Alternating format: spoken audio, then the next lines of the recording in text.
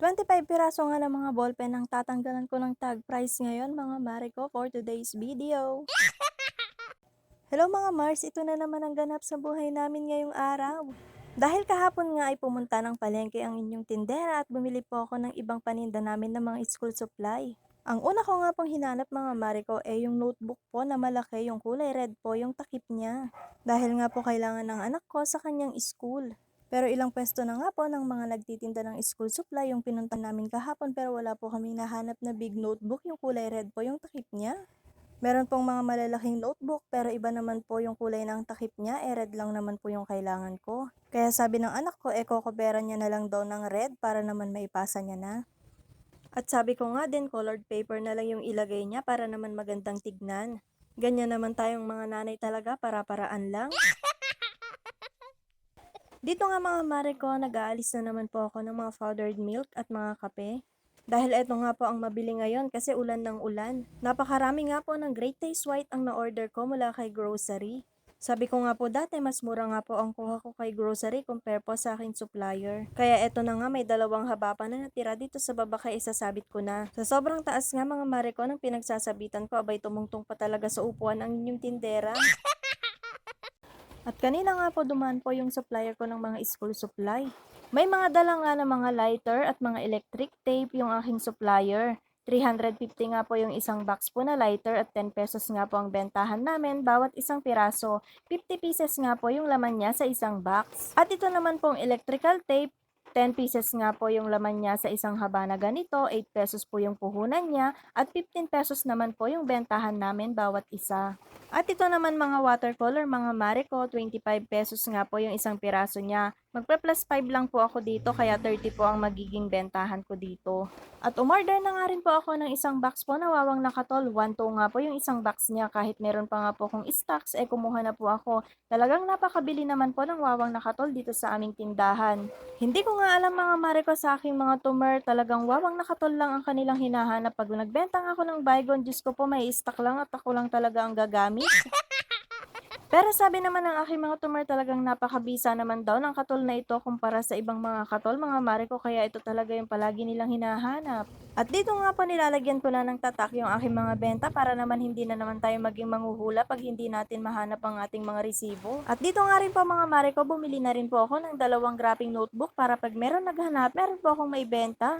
Eto pa nga po yung mga ibang school supply na binili ko kanina sa palengke. Bumili na nga rin po ako ng clay at ang puhunan niya nga po is 39 pesos. Magpa-plus 5 nga lang po ako sa bawat items na binili ko ng mga school supply. Plus 5 pesos nga lang po ang dinadagdag ko sa mga school supply po na paninda namin dito sa aming tindahan. Pero hindi po lahat yan mga mare ko. Yung ibang paninda namin na school supply, minsan 3 pesos lang po talaga yung aking pinapatong doon. Tulad po ng mga masking tape na to, 22 pesos nga po ang kanyang puhunan. So magpa-plus 3 lang po ako dito mga mare ko para 25 pesos po yung aking bentahan. Ako na lang po talaga yung nag-a-adjust sa mga presyo para naman hindi gaanong mahirapan talaga yung ating mga tumer sa pagbili ng mga school supply lalo na po ang mga bata. At itong packaging tape po, 25 pesos po ang kanyang puhunan, plus 5 po ang gagawin ko dito. At bumili na nga rin po ako ng pin, ang puhunan po nito is 12 pesos. Ang bentahan ko nga po is 3 piso, dito na lang po talaga ako babawi ng tubo. Bali, dalawang pack nga po na pin yung binili ko. Tignan nyo naman mga mare ko, talagang dito tayo tutubo ng malaki. At ito nga po, yung binili ko din na yellow pad. Bali, dalawa nga lang din pong pad yung aking kinuha. Ito na po yung pinakamura na yellow pad mga mare ko at 40 pesos nga lang po yung isang pad niya.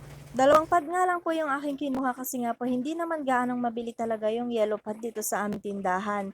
Piso nga po ang bentahan ko sa bawat isang piraso po ng yellow pad. Dito na lang din po ako tutubo po ng malaki mga mare ko kasi 80 leaves po yung laman nito sa isang pad. At bumili na rin po pala ako ng plastic cover. Bali, 6 na piraso nga lang po yung nabili ko kasi nung pumunta po kami sa palengke, sa pinagbilhan ko ng school supply, inaayos pa lang po nila yung mga plastic cover nila. Bali, 10 pesos nga po pala yung puhunan po ng plastic cover at 13 pesos nga po yung magiging bentahan ko dito. Dito ako sa mga notebook talaga lubos na namahalan mga mare ko kasi noon 15 pesos lang talaga itong isang piraso ng notebook. Pero ngayon po 22 pesos kaya nagulat talaga ang inyong tindera. Kumuha nga lang po ako ng 10 piraso po ng mga notebook para pag meron din naghanap, meron naman din akong maibenta. Magpla-plus 3 nga lang din po ako dito, 22 ang kanyang puhunan pero 25 lang po ang aking bentahan. At hindi ko na nga rin po inaksaya yung pagkakataon na itanong po sa kanila kung magkano na yung isang pad ng papel ngayon, kung magkano na yung puhunan niya.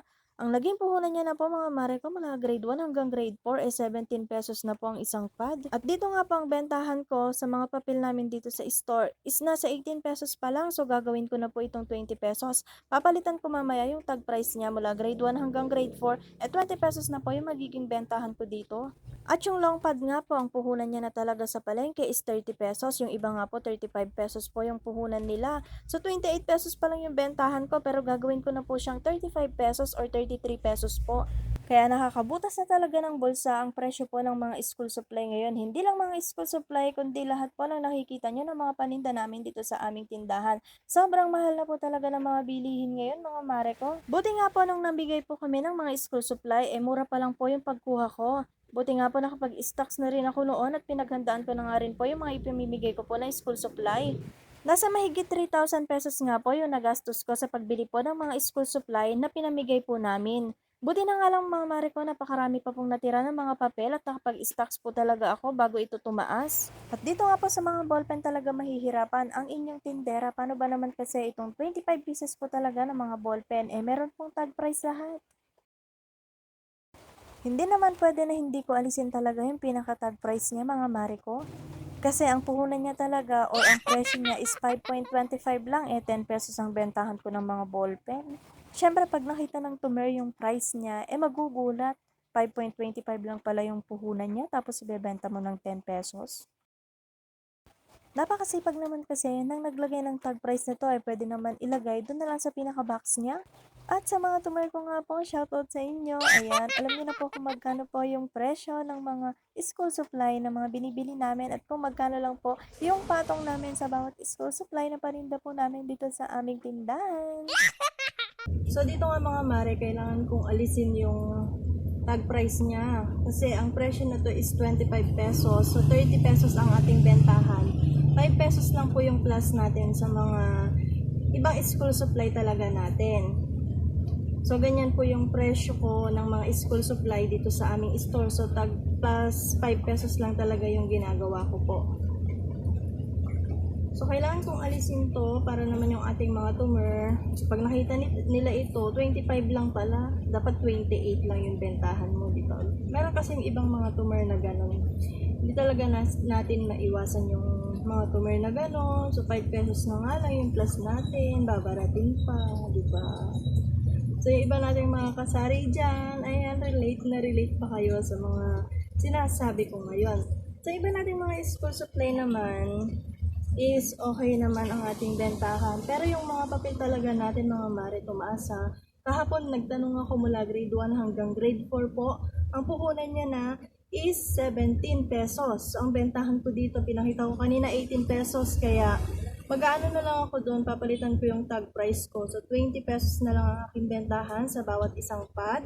Mula grade 1 hanggang grade 4. Tapos yung grade 6 natin, yung long pad natin, ang bentahan ko na doon is 35 pesos. Kasi sa palengke, 35 na po yung isang long, yung isang pad niya. So, napakamahal, diba? 35 na rin natin. So, nakuha pa naman natin yun ng old price. Okay, mga ganito, nakakakuha tayo ng old price. Noon, nakuha ko, nag-stock ako talaga. So, may bebenta ko siya ng mahal ngayon. So, dyan lang tayo babawi, mga mare ko. Kung meron tayong mga stocks talaga ng mga paninda, napakaganda po. Tapos, syempre, yung mga school supply, matagal naman masira yan. So, okay na okay yan kahit hindi gaanong mabili. Okay na okay yung bentahan natin dyan. So, ayan mga mare ko, hanggang dito na lang po ang video na to. At sa mga hindi pa nga po nakapollow sa akin Facebook, papalo naman po at pasubscribe na rin sa aking YouTube channel. Salamat. Andyan na naman ang ulan. Maghapon umuulan. So hanggang dito na lang. Bye!